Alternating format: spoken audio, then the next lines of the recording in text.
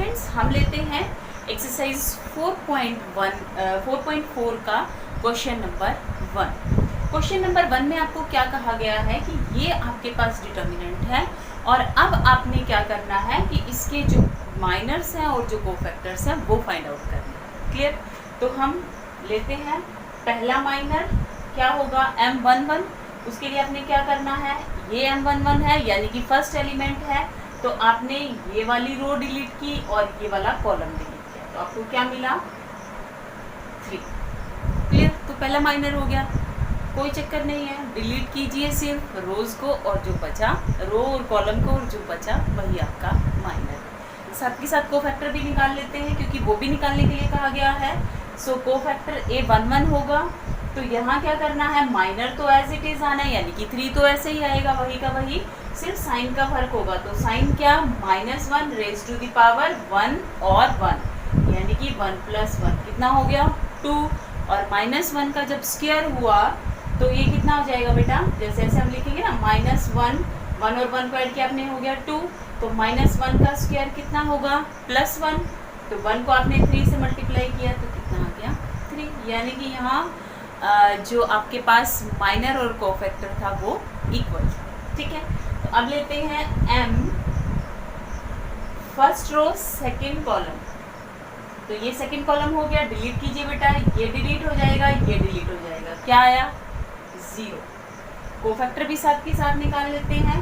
Cofactor में क्या आएगा, -1 रेज टू द पावर 1 + 2 और साथ में आपका जो माइनर है वो तो 0 ही है। अब देखो यहाँ तो 0 है तो इसलिए ये 0 हो गया, अदरवाइज क्या होता कि 1 और 2 है तो 3 हो जाता, और -1 raise to the power 3 is again minus. ठीक है, तो यहाँ तो 0 से मल्टीप्लाई हुआ तो आंसर हो गया 0।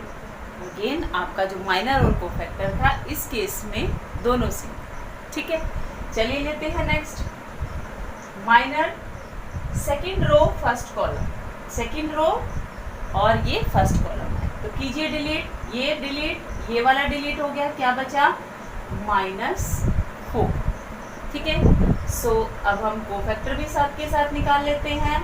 -1 रेज टू द पावर, देखो 2 और 1 को जोड़ा कितना आ गया 3, और ये -4। माइनर एज इट इज लिखना है बेटा, सिर्फ साइन का ध्यान रख, जो -1 है उसकी पावर आपने क्या लेनी है, जो भी कोफैक्टर आप निकालने जा रहे हैं, जो भी उस एलिमेंट की पोजीशन।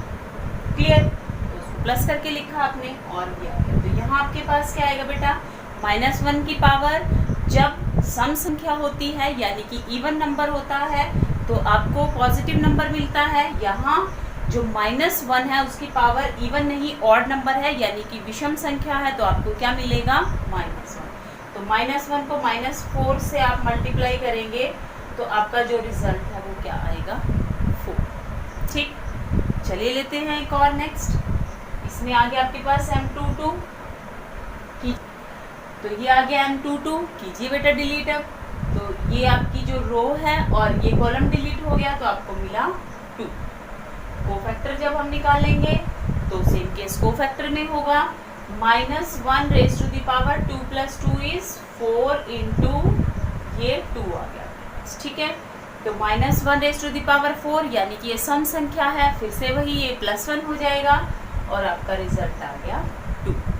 क्लियर? तो ये था आपका फर्स्ट क्वेश्चन। सेम ऐसे ही ABCD है, सिर्फ उसमें सेकंड पार्ट है, आप ट्राई कीजिए, कोई डाउट आता है तो फिर मैं उसे लूँगी। अभी हम बढ़ रहे हैं इसके थर्ड पार्ट जा रही हैं, एक्सरसाइज 4.4 का ही क्वेश्चन नंबर 2 का मैं सेकंड पार्ट ले रही हूँ।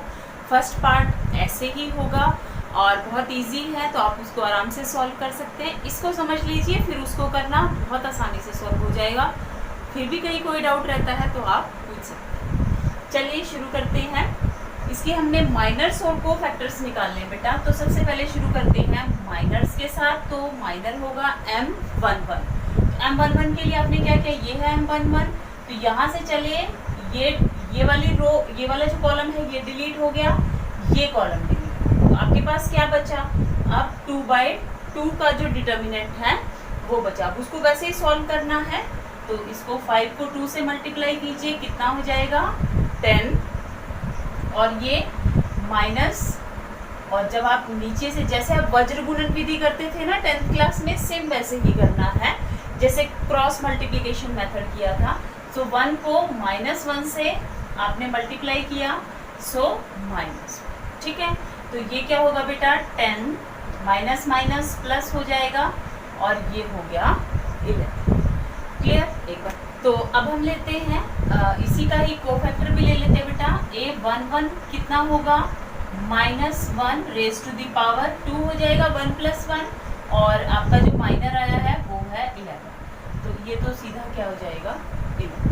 ठीक है, लेते हैं सेकंड M12 में क्या होगा 0 है, ठीक है। तो ये और यहाँ से क्या हो गया क्लियर, तो ये बचा 3 को 2 से किया आपने 6, ठीक है। 0 को -1 से किया 0 हो जाएगा, तो आपका जो माइनर है वो आया 6। कोफैक्टर देखा, जो A12 है आपका कोफैक्टर वो क्या होगा -1 रेज टू द पावर कितना हो जाएगा 1 + 2 हो गया 3, ठीक है, और साथ में 6, ये ठीक है। तो क्या हो जाएगा -1 रेज टू द पावर 3 है, तो कितना हो जाएगा ये -6। क्लियर? लेते हैं नेक्स्ट क्या है हमारे पास M3, क्योंकि 3/3 है। सो ये डिलीट हो गया बेटा, ये वाली रो डिलीट, ये वाला कॉलम डिलीट, क्या बचा 3 को 1 से करेंगे, सो 3, और 0 को 5 से किया तो 0, तो लिखने की जरूरत ही नहीं है। चलिए यहाँ लिखते हैं cofactor 1 3, so -1 raise to the power 1 + 3 हो गया बेटा 4, और ये हो गया 3, तो -1 रेज टू द पावर 4 है, यानी कि ये फिर से इवन नंबर है, तो -1 प्लस ही बन जाएगा, तो ये आपका जो आंसर है यहाँ से आया 3। तो ओके स्टूडेंट्स, अब हम ले लेते हैं next M21, second row and first column. So बेटा ये डिलीट हो जाएगा, ये वाला डिलीट हो गया, देखो ये डिलीट है, ये डिलीट है, ठीक है। अब क्या बचा आपके पास 0 को 2 से किया 0, और 1 को 4 से किया, तो ये क्या आएगा आपके पास 0 -4, कितना हो गया -4, ठीक है। अब आप सेम वे इसका कोफैक्टर निकाल सकते हैं, सो -1 रेज टू द पावर 2 + 1 कितना हो जाएगा 3, और -4, तो ये क्या हो जाएगा बेटा +4, क्योंकि यहाँ से आपके पास -1 आया, -1 जब इस माइनस के साथ मल्टीप्लाई होगा तो प्लस होगा। क्लियर? नेक्स्ट M22, तो अब आप चलिए यहाँ 5 से ये डिलीट हो जाएगा बेटा, और ये डिलीट 2 को 1 से किया 2, और माइनस, अब 0 और 4 बचा हुआ है, तो -0, ये कितना आया 2। अब आप चेक कीजिए A22 कितना हो जाएगा -1 रेज टू द पावर 4, क्योंकि 2 और 2 हो गया 4, और ये आ गया 2। क्लियर? तो यहाँ से आपके पास क्या आया 2, ठीक है। नेक्स्ट लेते हैं M23, तो कितना आएगा 2 3 मीन्स ये पोजीशन है, सो ये डिलीट हो गया और ये डिलीट हो गया। आप रफली इसको अगर आपको लगता है तो रफली लिख लीजिए, या फिर पेंसिल से करते रहिए हल्के हल्के हाथ से, और फिर उसको इरेज करें, ठीक है। तो ये हो गया हमारे पास, ये डिलीट हो जाएगा, ये डिलीट। अब ये बचा 1 को आपने 1 से किया और 0 को 0 से, सो 1 को 1 से किया, सो 1 - 0 इट इज 1, ठीक है। तो साथ में हम लेते हैं A23, तो क्या होगा -1 रेज टू द पावर 5 × 1, तो ये कितना आ जाएगा -1। क्लियर? चलिए इसका नेक्स्ट मैं इसको रब कर देती हूँ, और थर्ड रो में, सो थर्ड रो आपके पास ये है, सो हम निकालेंगे M31, थर्ड रो, ये पूरी रो डिलीट हो जाएगी बेटा, और ये वाला कॉलम डिलीट हो जाएगा। क्या बचा ये, सो 0 को -1 से किया 0, माइनस, क्योंकि नीचे से ऊपर जा रहे हो, 5 को 4 से किया 20, ठीक है। तो ये हो गया आपके पास -20। अब हम इसके लिए कोफैक्टर भी निकाल लेते हैं। कोफैक्टर क्या होगा -1 रेज टू द पावर 4 हो जाएगा, 3 और 1 4 हो गए बेटा, और ये हो गया -20, तो यहाँ आपके पास क्या आ जाएगा -20, ठीक है। तो नेक्स्ट लेते हैं 3 2, third row second column, third row है ये आपके पास और ये सेकंड कॉलम है, ठीक है। तो ये वाला डिलीट हो गया, ये डिलीट हो गया। अब इनको इरेज कीजिए, आप क्या बचा आपको 1 को -1 से किया, सो -1, ठीक है। और अब 3 और 4 बचे हुए हैं, नीचे से ऊपर जाएंगे तो -3 चौके 12, तो ये कितना हो गया -13, ठीक है। तो अब आप कीजिए यहाँ पर कोफैक्टर निकालिए, -1 raise to the power 5 into -30, ठीक है। ये कितना हो जाएगा, क्योंकि यहाँ से आपको माइनस मिलेगा तो माइनस माइनस प्लस, ये हो गया 30, ठीक है। नेक्स्ट ला डिलीट, ये डिलीट, आपके पास बचा सिर्फ ये, सो 1 को 5 से किया तो 5 - 0 इज 5, ठीक है। अब हम कोफैक्टर निकाल लेते हैं। कोफैक्टर हो गया आपके पास -1 raise to the power 6 into 5, तो ये क्या होगा -1 रेज़ टू द पावर 6 तो 1 हो गया और मल्टीप्लाई किया 5 से तो 5। तो ये आपके हो गए सारे माइनर्स और कोफैक्टर्स। अगर कोई डाउट है तो आप पूछिए, हम बढ़ते हैं नेक्स्ट क्वेश्चन की तरफ। हम ले रहे हैं इसी एक्सरसाइज का थर्ड क्वेश्चन, और थर्ड क्वेश्चन में हमें क्या कहा गया बेटा कि हमने जो सेकंड रो है उसके कोफैक्टर्स को यूज़ करना है और इस डिटर्मिनेंट की वैल्यू निकालनी है। जो डिटर्मिनेंट की वैल्यू है वो आप निकालना सीख चुके हैं पिछले एक्सरसाइजेस में, तो यहाँ हमने क्या करना है, जो कहा है उसके अकॉर्डिंग करना है। आप मैक्सिमम रखते हैं कि फर्स्ट रो से ही हम डिटर्मिनेंट की वैल्यू फाइंड आउट करते हैं, तो इस बार फर्स्ट रो से नहीं सेकंड रो से जैसे उसने कहा है तो हम डिटर्मिनेंट की वैल्यू निकालेंगे। डिटर्मिनेंट की वैल्यू सेम आएगी, आप फर्स्ट से निकालिए, सेकंड से या थर्ड से, उसमें कोई चेंज नहीं आएगा क्योंकि आप प्रॉपर्टीज में पढ़ चुके हैं, ठीक है। तो चलिए जैसे उसने कहा है हम उसी के अकॉर्डिंग करते हैं। जो हमें कहा गया है कि आपने सेकंड रो, तो सेकंड रो ये है हमारे पास, तो जो कोफैक्टर्स है वही निकाल लेते हैं। तो कोफैक्टर क्या होगा, हम क्योंकि सेकंड रो से कर रहे हैं तो ये सेकंड रो गई, ये भी गया, तो 3 को 3 से किया, सबसे पहले तो -1 रेज़ टू द पावर ये कर लो 3, उसके बाद आपने ये डिलीट किया, ये डिलीट किया, 3 को 3 से किया 9 - 2 को 8 से किया 16, ठीक है। तो यहाँ पर क्या आएगा आपके पास, ये तो -1 आएगा और यहाँ से आपके पास क्या आएगा, 16 में से आप 9 को सब्ट्रैक्ट कीजिए तो -7 आएगा, सो -7 और ये -1 जो था वो क्या हो गया +7। अब सेकंड करना पड़ेगा, ठीक है। तो सेकंड एलिमेंट पे क्या होगा, 0 है, तो ये पूरा और ये, तो यहाँ से कीजिए, 2 को 3 से किया, सबसे पहले -1 रेज़ टू द पावर 4 हो जाएगा ये, और फिर क्या होगा, ये डिलीट हो चुका है, ये ख़त्म है और ये भी ख़त्म है। अब आपके पास क्या बचा, 5 को 3 से कीजिए 15 और -8, ठीक है। सो यहाँ से आपके पास क्या बचेगा 7, क्योंकि -1 रेज़ टू द पावर 4 तो प्लस ही होगा। अब 8 2 3 निकालिए, -1 रेज़ टू द पावर 5 हो जाएगा। सो जब आप यहाँ चलेंगे तो ये डिलीट हो गया, ये भी डिलीट हो गया और ये हो गया आपके पास 5 2 10 -3, ठीक है। सो -1 आएगा और यहाँ से आ गया आपके पास 7, तो -7, ठीक है। क्योंकि अब आप सेकंड रो से आपको डिटर्मिनेंट की वैल्यू निकालनी है, तो डिटर्मिनेंट की वैल्यू के साथ आपको क्या चाहिए होता है, एक तो आपको एलिमेंट चाहिए, तो एलिमेंट यहाँ पर क्या है, फॉर्मूला क्या बनता है बेटा, A21, ठीक है, वो एलिमेंट और साथ में कोफैक्टर प्लस एलिमेंट कोफैक्टर, ठीक है, प्लस ऐसे निकालते हैं ना डिटर्मिनेंट की वैल्यू, बस अब हम उसको फॉर्मूले की फॉर्म में लिख रहे हैं, बाकी कुछ नहीं, ठीक है। सो A21 क्या है हमारे पास 2, कोफैक्टर क्या था 7 प्लस यहाँ 0 इंटू ये -7 है, जो भी हो 0 ही हो, सो प्लस ये क्या आपके पास यहाँ -1 और A23 इज -7, ठीक है। सो 2 को 7 से किया आपने 14, ये तो 0 हो गया, माइनस माइनस प्लस हो गया, तो जो आपका आंसर है डिटर्मिनेंट का वो क्या आ जाएगा 21।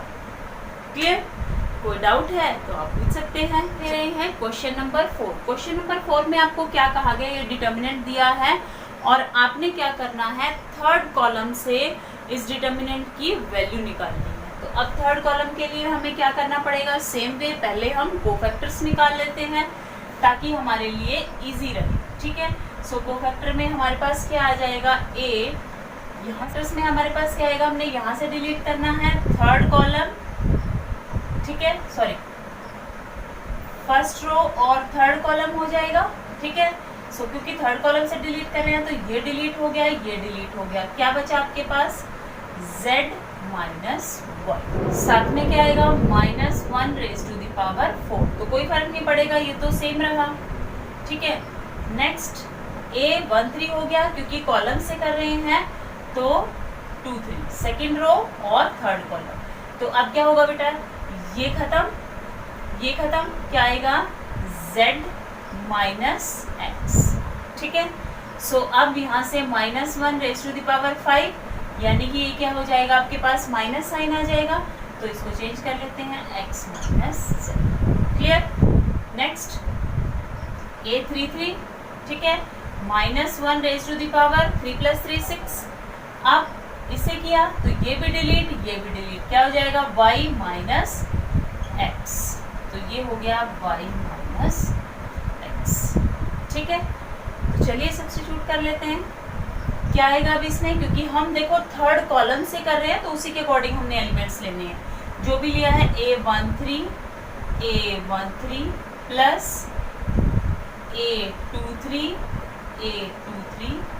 प्लस A33 और, ठीक है, A13 बेटा YZ, A13 हमने यहाँ से भी निकाला Z माइनस 1 प्लस ZX, ठीक है, और यहाँ से आया x minus z plus XY, और साथ में A33 है तो y माइनस x, ठीक है। मल्टीप्लाई कर लेते हैं, ओपन कीजिए ब्रैकेट को, सो आएगा आपके पास y z² minus y² z plus zx² minus z² x plus xy² minus x² y।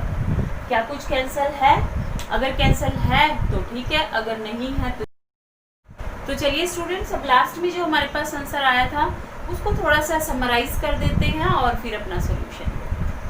तो चलिए यहाँ से हम देखते हैं क्या कुछ एक जैसी टर्म्स हैं जहाँ से कुछ एक जैसा हमें दिखाई दे, तो हम यहाँ से क्या करते हैं, देखिए z अगर हम कॉमन ले लें इन दोनों में से, ठीक है, हम इन दोनों टर्म्स को यूज करते हैं, तो हमने z कॉमन लिया, हमारे पास आया x² माइनस y², ये दो टर्म्स हमारी यूज होगी। अब आप देखिए आपके पास क्या बचा हुआ है, yz² माइनस z² आई। अब इन दोनों में से z² कॉमन आ सकता है, तो हमने माइनस z² कॉमन लिया, यहाँ से हमारे पास आया x minus Y. Minus z² क्यों कॉमन लिया, क्योंकि अगर हम प्लस z² कॉमन लेते तो आपके पास आता y माइनस एक्स। हम चाहते थे कि जैसे पहली ब्रैकेट में हमारे पास x माइनस वाई आ रहा है ऐसे ही यहाँ आए, इसलिए ऐसा किया, ठीक है। तो अब सेम वे इन दोनों में से एक्स वाई कॉमन आ सकता है। अब अगर मैं प्लस लेती हूँ तो फिर से वही गड़बड़ होगी, y माइनस एक्स आ जाएगा, मैं चाहती हूँ ये सेम हो, इसलिए यहाँ माइनस, तो ये हो गया x माइनस वाई, क्लियर। अब सब में से x माइनस वाई आ सकता है, ये तो आपको पता है, a² माइनस b² बनेगा। तो x माइनस वाई जब कॉमन आया तो यहाँ से क्या बचा, z x प्लस वाई, ठीक है, क्योंकि फैक्टराइज किया हमने इसको, माइनस z² और माइनस x, क्लियर। अब इसको मल्टीप्लाई कर लेते हैं, ये हो जाएगा zx और zy, zx और zy, ठीक है। फिर से वैसे ही फैक्टर्स बना लेते हैं कि देखिए आप इसमें से क्या आएगा, आपके पास यहाँ x माइनस वाई है, ठीक है। अगर इन दोनों को लेते हैं तो कुछ भी कॉमन आने के चांसेस नहीं हैं, तो इसलिए हम क्या करते हैं कि इन दोनों को ले लेते हैं और इसको देखिए इन दोनों में से z कॉमन है, ठीक है। आपके पास यहाँ से क्या बचा, y माइनस z, ठीक है। सेम वे इन दोनों में से x कॉमन है, सो हमें लेना पड़ेगा माइनस x कॉमन, रीजन वही है, हम चाहते हैं y माइनस z, क्लियर। अब ये क्यों कर रहे हैं? क्योंकि सॉल्यूशन निकालना था, इक्वेशन को सॉल्व करना था, समराइज करके आंसर देना था। इतना बड़ा आंसर डिटर्मिनेंट का हम नहीं दे सकते, सॉल्यूशन निकालना है, इसलिए ऐसा कर रहे हैं। ठीक है, so z minus x minus y, यहाँ से y माइनस जेड कॉमन है, और ब्रैकेट में अब क्या बचा आपके पास? यहाँ से बचा z, यहाँ से बचा माइनस एक्स। सिर्फ हमने अपने इसको हमने एक सॉल्यूशन दिया है ताकि समराइज हो जाए हमारा आंसर, और फैक्टराइज करके हम इसको लिख सकते। क्लियर है? हमारा लास्ट क्वेश्चन एक्सरसाइज 4.4 का, इसमें आपको क्या गिवन है कि एक डिटर्मिनेंट है, और डिटर्मिनेंट के लिए क्या कहा गया है कि अगर ए आई जे का कोफैक्टर, यानी कि ये एलिमेंट है, ये कोफैक्टर है आपके पास, तो आपने डिटर्मिनेंट की वैल्यू बतानी है कि इनमें से किससे निकाली जा सकती है। तो जब आप क्वेश्चंस को सॉल्व कर रहे थे पीछे, तो मैंने आपको क्या बताया था कि जो भी कोफैक्टर चल रहा है साथ में वही एलिमेंट आता है, पोजीशन सेम रहती है। तो इनमें देखिए किसमें ऐसा है जिसमें कोफैक्टर और एलिमेंट की पोजीशन सेम है? क्या इसमें है? यहाँ 1 1 है, यहाँ 1 3 1 है, ये तो पॉसिबल ही नहीं है। यहाँ देखिए 1 1 है, A11 है, बिल्कुल सही है। ये A12 है, ये A21 हो गया, दोनों अलग अलग है, दैट मीन्स ये भी इसका सॉल्यूशन नहीं है। थर्ड पे चलिए A21 हो गया, A11 हो गया, जी नहीं, ये भी इसका सॉल्यूशन नहीं है, क्योंकि एलिमेंट और कोफैक्टर दोनों की पोजीशंस अलग अलग हैं। नेक्स्ट देखिए A11 है, A11 है, बिल्कुल सही। A21 है, A21 है, बिल्कुल सही जा रहे हैं हम। A31 और A3, that means this is the solution of your question. तो ओके स्टूडेंट्स, ये थी आपकी एक्सरसाइज 4.4। अगर इससे रिलेटेड कोई आपका डाउट है तो आप मेरे पास भेजिए।